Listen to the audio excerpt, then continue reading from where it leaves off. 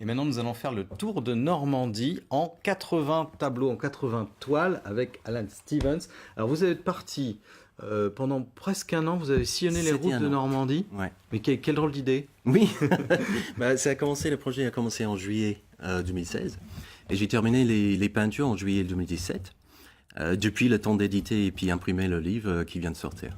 Alors, vous avez donc choisi 80 étapes. Vous en avez fait. Le but, c'était de faire un livre pour faire le tour de la Normandie. Comment vous avez choisi les endroits ? Bonne question. Il y avait beaucoup de hasard en fait. Je suis parti avec quelques lieux en tête, quelques lieux incontournables comme les falaises d'Étretat, comme la rue du Gros Horloge de Rouen, le tableau que j'ai. Voilà, le tableau qui est juste à côté de Jeanne là. Que j'avais reconnu. Mais la grande partie des tableaux, c'était vraiment le fruit de hasard.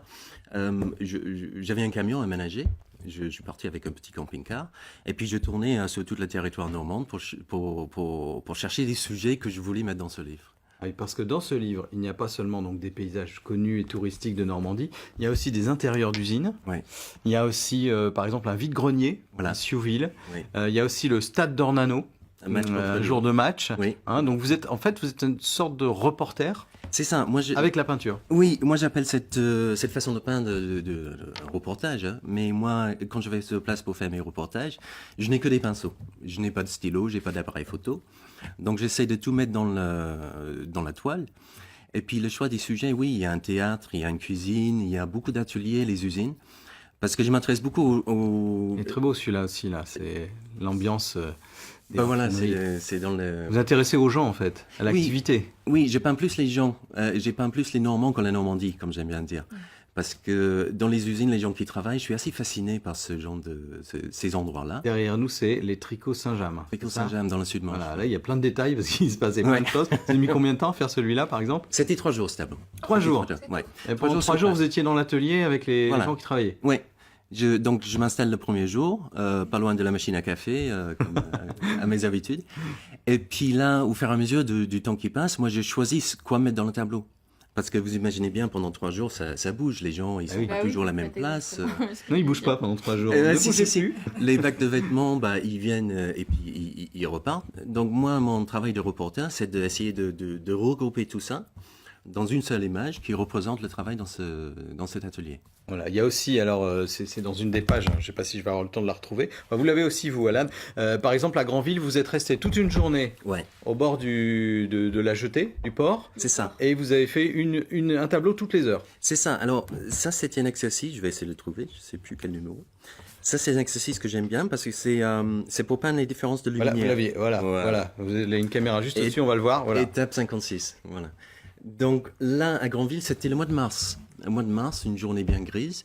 Et le premier tableau que j'ai commencé, c'était à 7h le matin. Le deuxième, 8h. 9h, 10h, et ainsi ensuite. Et puis le dernier, à 19h le soir. Mais c'est une performance, ça, quand même. Parce que oui, c'était la journée, puis il y a la cadence aussi. Oui, il y a une cadence, il faut être préparé. Et puis là, quand je décide de faire ça, tout ce que je peins, c'est les changements de lumière. Oui. Alors, j'ai choisi une vue qui est assez simple au niveau dessin.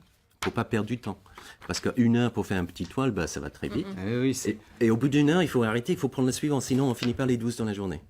Et oui, c'est ça, il faut enchaîner, quoi. C'est un peu les cathédrales de Monet, mais version port de Granville. Alors, ce livre, donc, on peut le retrouver lors des expositions que vous faites, puisque vous avez encore 2 dates. Oui. Donc, on voit les toiles, les 80 toiles originales sont exposées. C'est à Yvetot en ce moment, dans la salle des Vikings, jusqu'au 29 janvier. Et ensuite, ça ira à Caen, à l'Abbaye aux Dames. Donc, on voit les 80 toiles. Exact. Et on peut aussi acheter en même temps le livre. Avec plaisir. Des éditions Oreb, des éditions régionales. Et alors, il faut préciser aussi, Alan, que les toiles sont à vendre. Oui, bien sûr. Je vis de la vente de mes toiles, donc voilà. Donc le livre est à vendre 40 € et puis les toiles ensuite. Alors je garde toutes les toiles pour l'instant parce que j'ai encore les expos à faire, comme vous avez dit. Oui, mais elles sont déjà presque un peu vendues. Et il y a 3 quarts qui sont déjà réservés par les gens et je vais livrer toutes les toiles fin février quand j'ai fini les expos. Mais il reste encore quelques-unes. D'accord. Il faut aller sur votre site internet, donc comme votre nom, Alan. Alors je dis Alan Stephens. Non, excusez-moi. Ah non, c'est le Tour du Monde. Le site, c'est le Tour de Normandie en 80 toiles. Le Tour de Normandie en 80 toiles. Il y a un site spécial, il y a un sous-site en fait. Ouais. Voilà. Et donc celles qui sont prises sont déjà notées.